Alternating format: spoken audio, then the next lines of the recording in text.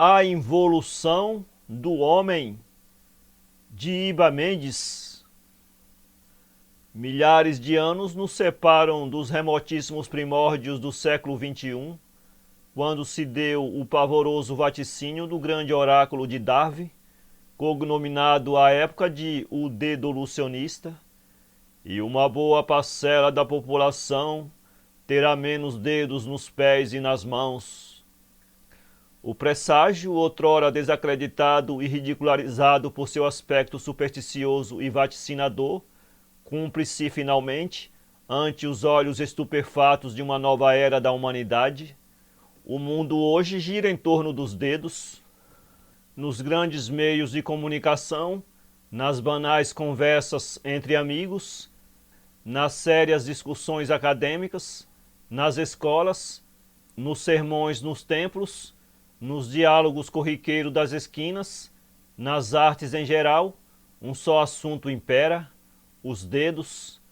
Dramaticamente, os prolongamentos articulados conduziram o mundo para a mais letal das guerras. Não obstante a sociedade esteja composta por 4 grupos de pessoas biologicamente distintas, 2 deles se destacam pelo seu poder de influência e, mais acentuadamente, por serem os monopolizadores populacionais, os dedolucionistas e os dedonormalistas. Os primeiros são identificados por portarem apenas 2 dedos, daí serem conhecidos também por bidedistas. O outro grupo, os dedonormalistas, igualmente chamados pentadedistas, por possuírem 5 dedos, é a maioria da população, a antiga reminiscência que ainda predomina entre os povos. Além desses grupos dominantes, outros 2 correm por fora na disputa por um espaço no governo mundial: os dedos transicionistas e os dedos progressistas. Os dedos transicionistas são aqueles que estão em processo de transição mutacional, estando evolutivamente entre os dedos normalistas e os dedolucionistas. Já os dedos progressistas são os que mais sofreram os efeitos das mutações evolutivas, vindo diretamente do grupo dos dedolucionistas.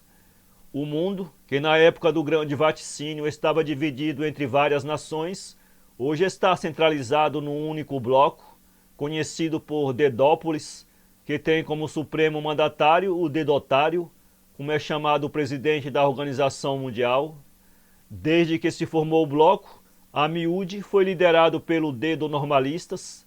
Contudo, com um constante crescimento da população dedolucionista, o poder centralizador dos dedonormalistas principiou a abalar-se. Os dedolucionistas fortaleceram-se política e militarmente e agora estavam prontos para a guerra.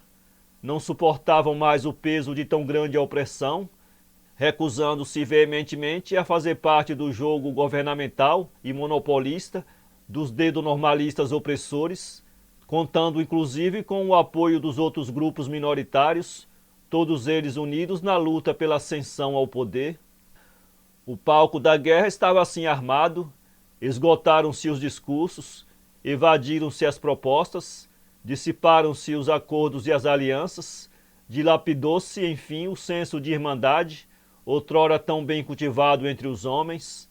Agora é a luta pela prevalência do mais forte, é o império da lei de Darwin. A batalha tem início. Os dedonormalistas sofrem já nos primeiros dias uma considerável baixa. Os dedolucionistas e seus aliados marcham ferozmente rumo à capital dedonormalista. Pede rendição imediata. Não há saída. Os dedonormalistas entregam as armas e rendem-se. A capitulação é incondicional. Agora no poder, os dedolucionistas ditam as normas, alteram a Constituição e decretam por maioria de votos a amputação dos dedos excedentes de todos os povos. Pela nova lei, nenhuma pessoa poderia ter mais que 2 dedos, tanto nos pés quanto nas mãos. Havia ainda uma cláusula que ordenava o extermínio do cidadão que não se apresentasse espontaneamente, conforme calendário médico, para a remoção no ato cirúrgico dos dedos inúteis. O êxito foi total. Em poucos meses o mundo estava enfim bidedista. Era o triunfo final da ciência. Todavia, Como já dizia o velho Darwin, a evolução é um processo lento e contínuo que se dá aleatoriamente por mutação, mediante seleção natural, sem a intervenção humana ou de supostas forças sobrenaturais. Algumas gerações depois, foram constatados casos isolados de pessoas apresentando um só dedo, que passaram a ser chamadas de unidedistas. Aos poucos, esses foram se multiplicando, passando a exercer grande influência na nova ordem mundial. Concomitantemente aos unidedistas, surgiu um outro grupo de seres humanos sem nenhum dedo, os arquidedistas. Embora pequeno, tornou-se este um grupo elitista, formado de homens influentes, intelectuais e grandes capitalistas. Acreditavam ser o resultado final do processo de aperfeiçoamento evolutivo, o estágio mais avançado da evolução do Homo sapiens. Mediante pesados investimentos propagandistas, chegaram eles rapidamente à liderança do bloco. Já no poder, suprimiram as antigas leis e elaboraram uma nova Constituição, fundamentada num conceito de superioridade racial. Em consequência disso, organizaram imensos campos de concentração, para onde enviaram todos os que portavam dedos, sem exceção. Mais tarde puseram em prática um plano de extermínio universal. Era preciso higienizar o mundo, fazia-se necessário purificar a terra, diziam, tomando por fundamento os avanços da nova ciência.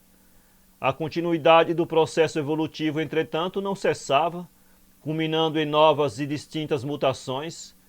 Agora havia os sem braços, os sem pernas, os sem orelhas, os sem bocas, os sem pescoços, entre outros muitos casos bizarros e desconhecidos. O insólito fato chegou às universidades e os mais avançados centros de pesquisas. Cientistas de toda parte do mundo reuniram-se para estudar o estranho fenômeno. A conclusão foi uma só: o ser humano estava evoluindo e a ciência não podia interferir no processo. A natureza suplantava assim o poderoso dístico darwiniana, natura non facit saltum, e ao seu reverso.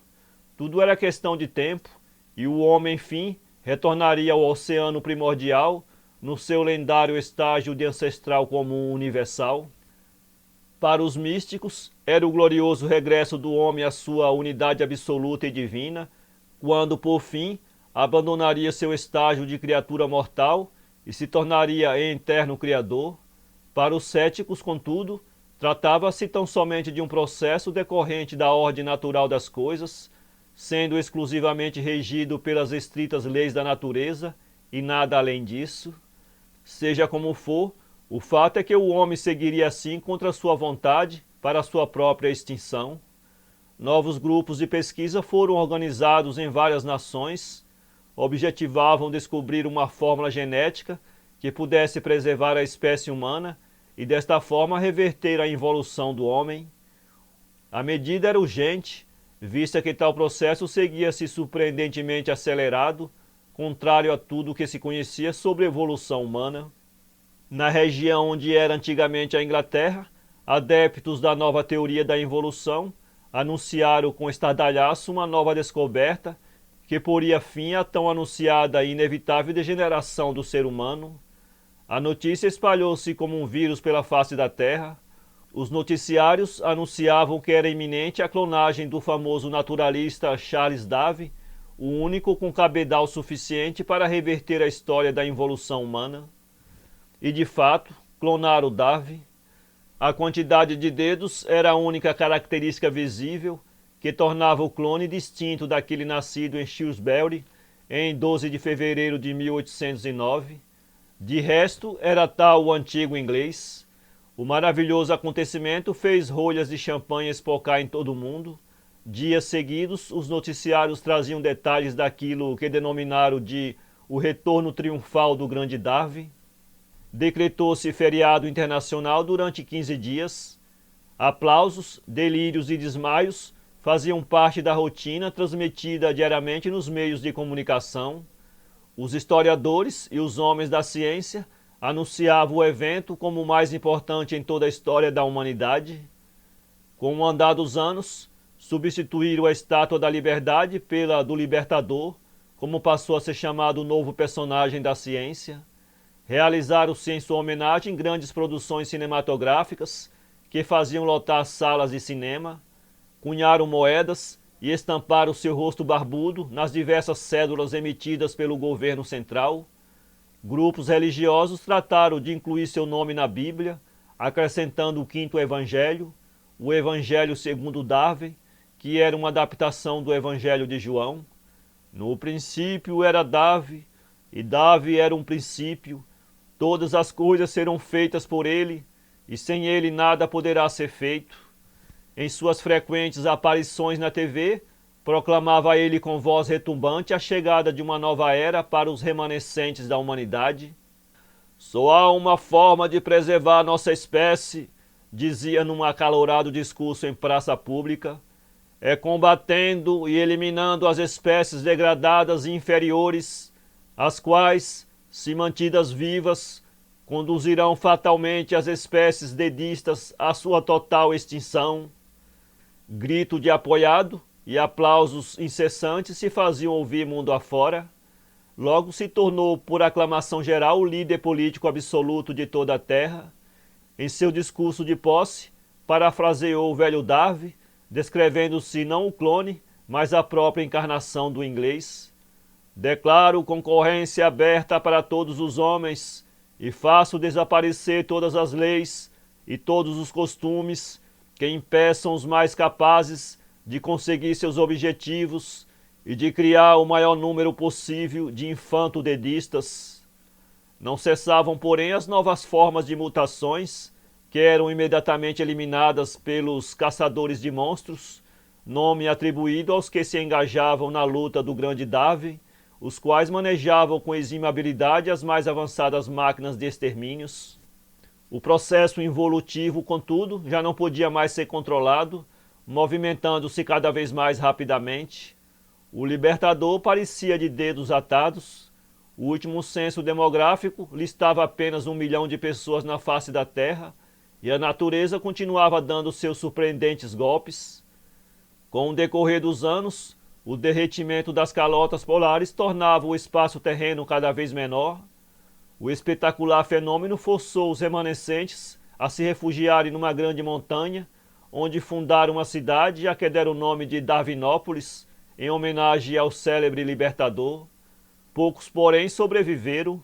Entre estes estava o próprio e poderoso clone do grande Darwin. Não havia esperança para os sobreviventes. A morte era uma questão de tempo. Com a extinção generalizada dos animais e a degradação total do solo fértil, esgotaram-se as fontes de alimentos, restando apenas a possibilidade do canibalismo, que foi posto em prática tão logo se apoderou deles a sofreguidão da fome. A prática da antropofagia, aliada às inúmeras catástrofes naturais que assolaram a costa terrestre, aniquilou por fim a espécie humana do seio da terra. O clonado, porém, por suas singulares vantagens adaptativas, resistiu aos embates, tornando-se o último sobrevivente de todo o planeta. Se não pudera salvar o mundo, ao menos nutria o grande gozo de ser o derradeiro a contemplá-lo e admirá-lo. Na atual circunstância, isso já era tudo. Numa tentativa desesperada para escapar da morte, escalou ele o topo de um enorme penhasco. Já velho e com suas barbas longas e brancas, observava lá de cima a imensidão maravilhosa dos mares, o mover incessante das ondas, o fantástico pôr do sol, a chegada da noite tenebrosa. Para ele o mundo agora era um grande oceano. Deixou-se então encantar pela majestade das águas, e assim, imbuído desse encantamento e deslumbrado com a imensidão do oceano, precipitou-se subitamente sobre ele. Ainda nadou alguns metros antes de afundar-se no abismo. Findava-se ali a vida, iniciava-se ali o novo caos primordial. Para ler este conto, acesse www.poeteiro.com